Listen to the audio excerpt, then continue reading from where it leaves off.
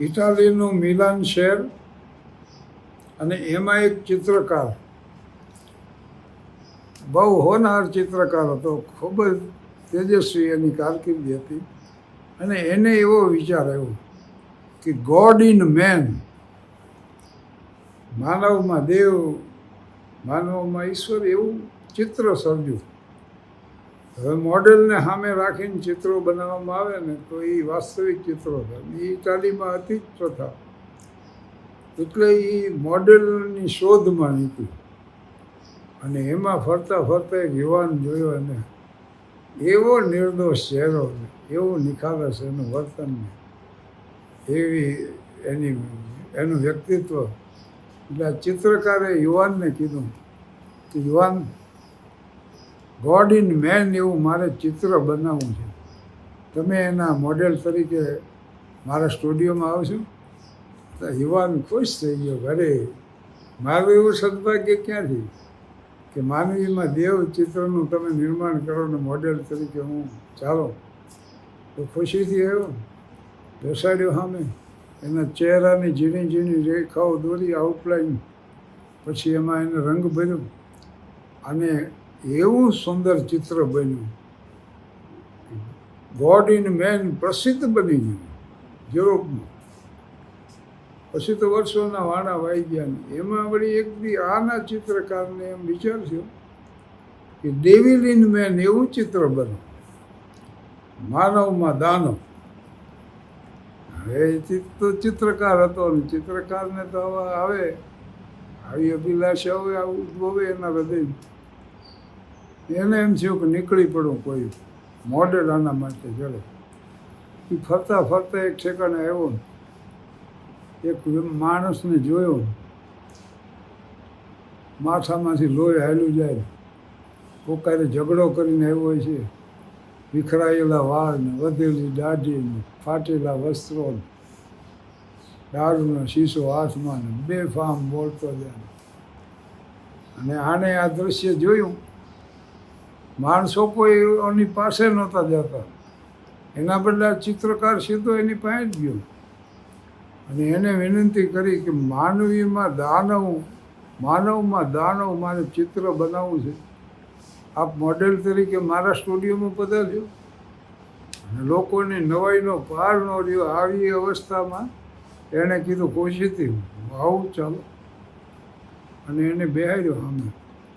અને એણે આઉટલાઈન શરૂ કરી અને ધીરે ધીરે ધીરે એમાં રંગો ભરાવા માંડ્યા, ભાવોની અભિવ્યક્તિ મંડી થવા. અને સામે બેઠેલા મોડેલની આંખમાંથી ચોધાર આંસુડે રોવા માંડી, આંસુઓની ધારા મંડી વહેવા. એટલે આને થયું કે કેમ આપને આટલી બધી વ્યથા થાય. એટલે એ યુવાનને કીધું કે કલાકાર, માનવીમાં દેવ નામનું ચિત્ર તમે જેથી સર્જ્યું ને તેથી મોડેલ તરીકે હું હતો, અને આજ માનવમાં દાનવ ચિત્ર બનાવો છો ને એના મોડેલ તરીકે હું છું. આ કમનસીબી માથે હું આંસુ સારું. તો ચિત્રકાર એ સંવેદનશીલ તો હતો. એને થયું કે આવી દશા તમારી કેમ થઈ? એટલે એણે કીધું સંગ દોષ, માત્ર સંગ દોષ. મિત્રો એવા મળ્યા, મને વ્યસનના રવાડે ચડાવી દીધું, સામાન્ય થઈ પડ્યું, દારૂ, જુગાર એવી બધીઓ જીવનમાં પ્રવેશી અને હારે આ વ્યસનો બધા શરૂ થયા, બીડી ને સિગરેટ ને ગાંજો ને મેરી જુવાના જીવન. અને એને આ ફલશ્રુતિ રૂપે મારું અત્યારનું જીવન તમે જુઓ, માનવમાં દાનવ તરીકેનું મોડેલ એ હું જ બનું. એટલે કોને આ ચિત્ર બન્યું અને આ ચિત્ર બે પ્રસિદ્ધ થઈ ગયા, માનવમાં દાનવ. પણ વાત એ છે કે સંગ દોષ એ મુખ્ય વાત છે. જીસસનો એક પ્રસિદ્ધ પ્રસંગ છે અને અનેક વાર મેં કીધો છે, છતાં હું ઘણી વાર એમ થાય કે લાવોને કહી નાખ્યું. પ્રોડિગલ સન, રિટર્ન ઓફ એ પ્રોડિગલ સન. એક નાનકડું ગામડું અને ગામના લોકો ગામડાના શહેરમાં ફેર એટલો હોય છે કે શહેરવાળા એમ વિચારે કે ભેગું કરીને જીવી, ગામડાવાળા એમ વિચારે ભેગા થઈને જીવી. મોટું કુટુંબ સંયુક્ત, સવારે ઉઠે બધાને પોતપોતાના કામે જાય, વળી પાછા આવે ને ભાણું બપોરનું પાડે, સાંજના વાળુમાં બધાય ભેગા થઈ જાય, કિલ્લોલ કરતા બાળકો અહીંથી અહીં ફરતા હોય ને રમતા હોય. આવું સરસ સુંદર જીવન. પણ આ ઉડાવ દીકરાને એક દી એમ થઈ ગયું, એના પિતાને જઈને કીધું કે બસ મને મારો ભાગ આપી દો, મારે નથી રહેવું. એટલે પિતાને એમ થઈ ગયું કે બેટા આવું કુટુંબ છે, આપણે નિરાંતે રહીશું, આપણી ખેતીવાડી છે અને કોઈ જાતની અહીં તકલીફ નથી. પણ આ પ્રોડિગલ સનને એમ થયું કે ના, મને આપી દો ભાગ. દીકરો તો હતો એટલે એને પિતાએ કીધું કાંઈ વાંધો નહીં, હાલે હાલ. અને ગયો, શહેરમાં ગયો. જબ પાસ હમારે પૈસે છે તબ દોસ્ત હમારે લાખો છે.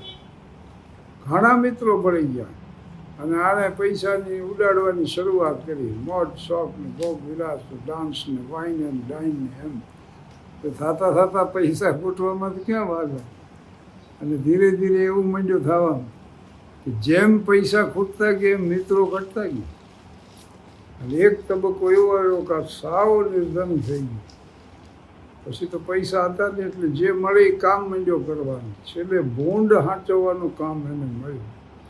ત્યારે એને એમ થયું કે હા, કેવો કુટુંબ હતું ને કેવા મિત્રો હતા ને કેવો પરિવાર હતો ને કેવા બધા સાથે બેસીને જમતા, બાળકો કિલોલ કરતા. એણે પિતાને લખ્યું કે હું આવું છું. અને એનો બાપ જે ખુશ થઈ ગયો, તરત જ એના માનમાં એક પાર્ટી રાખી દીધી અને ખુશખુશાલ થઈને બધાને સમાચાર આપ્યા. પણ મોટા દીકરાને આ ન ગયું. એટલે એણે એના પિતાને કીધું કે મેં તો નિષ્ઠાપૂર્વક કામ કર્યું છે ખેતરમાં, વાડીમાં, આપણા ફાર્મમાં, અને કમાણી કરવા પ્રયાસ કર્યો છે, તો મારા માટે તો આવું કર્યું નહીં કોઈને. અને સંપત્તિ ઉડાડીને જે દીકરો આવે એના માટે આવી પાર્ટી અને આવો ખર્ચ. એટલે પિતાએ એક વાત બહુ સારી કરી કે બેટા, એ સંપત્તિ ખોઈને આવે છે તો સમજણ લઈને આવે. એટલે એ આવ્યો, ચીથરે હાલ હાવ, વધેલી દાઢી, વિખરાયેલા વાળ, ફાટેલા વસ્ત્રો, પણ પિતાને ભેટી પડ્યો. પિતાના ખંભે માથું મૂકીને ખૂબ રોયો. આ વાત જીસસ ક્રાઇસ્ટ ગિરી પ્રવચનોમાં કહેતો, પ્રોડિગલ સનની. પણ જીસસને બહુ મોટી વાત, આટલી નાની ઉદાહરણોમાં જીસસ વધુમાં વધુ ઉદાહરણો આપતા હતો. એને કેટલું મોટું સત્ય એને વર્ણવવું છે કે જીવનના જે માર્ગે તમે હો એ માર્ગ ખોટો છે એવો તમને અનુભવ થાય, એ માર્ગ ખોટો છે એવું તમને જ્ઞાન થાય, અને જે દી પાછા ફરો ને તે દી જીવનનો સાચો રસ્તો શરૂ થાય.